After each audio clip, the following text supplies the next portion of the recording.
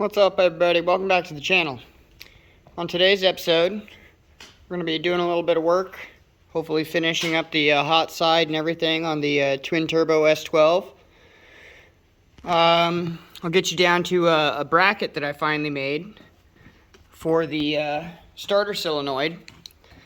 So as you know, the starter solenoid used to be right there, and it was really close to the steering shaft, almost so much to the point where you could only fit like a credit card between the steering shaft and starter solenoid. And there's my motor mount. So I welded together a new mount and had it mounted right here to the lower pan, or the mid pan I should say.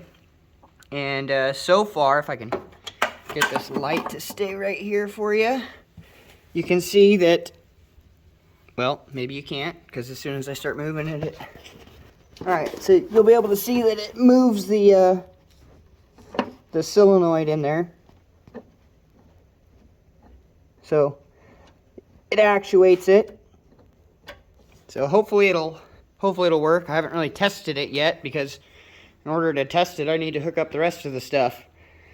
But I'm hoping that works out for it. I still need to put some sort of a brace on the other side of that bar up to that plastic little lever arm.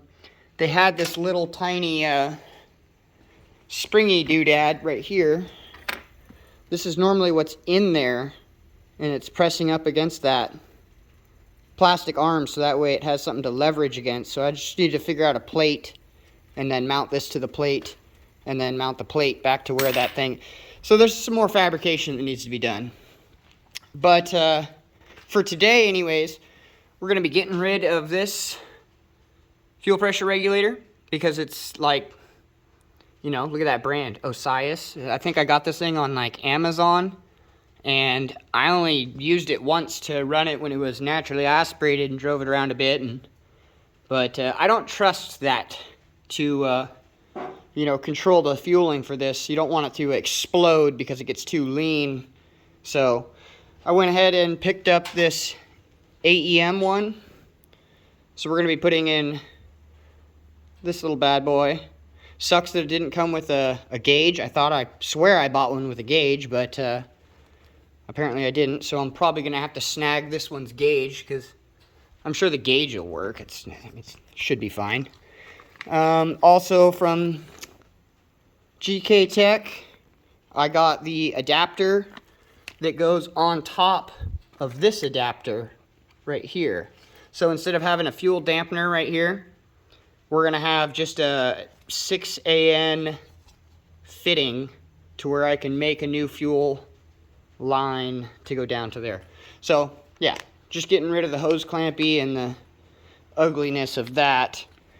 Also got some new turbo gaskets, because over the years of this thing sitting and not being done, I have snagged pretty much all of the turbo gaskets to put into other cars. So we're going to be putting these in and Loctiting everything down and getting everything cinched up and ready to be fired up.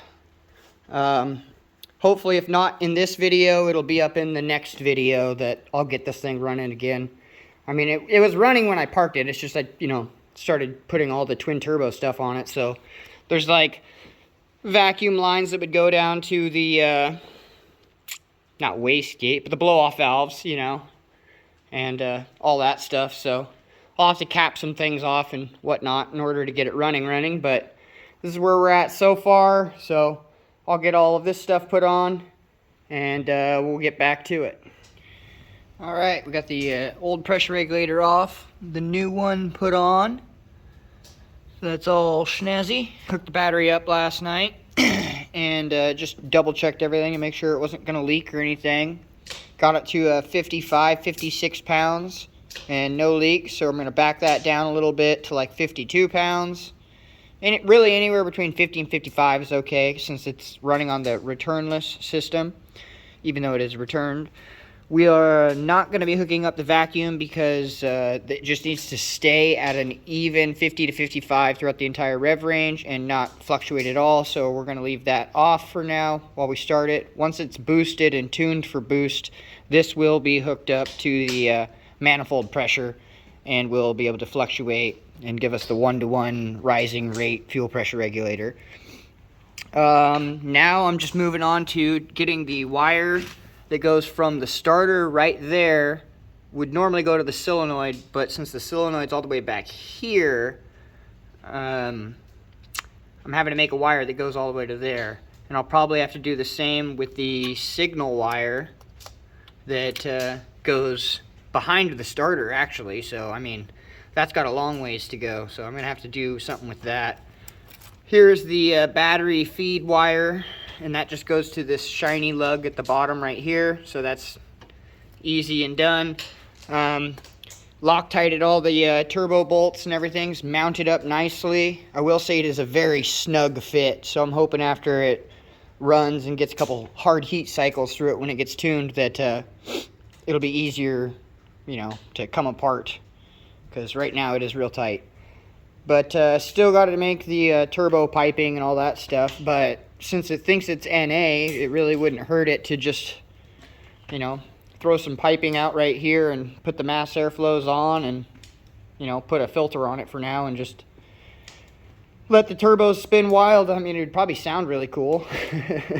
So we might end up doing that. But there's still a ways to go. Still need to do a better radiator and everything like that. So we're getting there. But slow steps at this point. But let's focus on this wiring and let's get that all done and see if we can do that at least today. Alright, got the wire figured out that goes to the starter from the solenoid. Still got to do the signal wire, but I'm going to try to make a cap that goes to the actual cover where the solenoid went onto it right there. So I just took a piece of aluminum plating and cut out basically an identical top to the solenoid. I still need to put the two little bolt holes that'll actually go through the starter and hold it on. But I'll just shove this thingy on there real quick and then I'll show you what it's looking like. Alright, that's how it's looking with the little billet plate on there. Still need to tap those two holes, but it's looking like it should work, and it won't interrupt the steering, and I should be able to drop the motor down lower to bring the center of gravity down a bit, and also make it so the factory cowl hood will pass over it. So, getting there. Looking pretty good though. So, hopefully that'll all work out, and not snap off that little plastic arm in there, because that would suck. I'd have to make one out of metal if that broke. But yeah, that's where we're at. Okay, I got that piece bolted on now, and when I pull back on the rod, if you listen, it does engage on the flywheel. Let's just hope that it'll disengage, but that'll be all we're doing for today. I'll get the wiring and everything all tucked up tomorrow and get it hooked up and see if it fires up. But that'll do it for this episode. Don't forget to like, comment, subscribe. Every little bit helps. See you on the next one.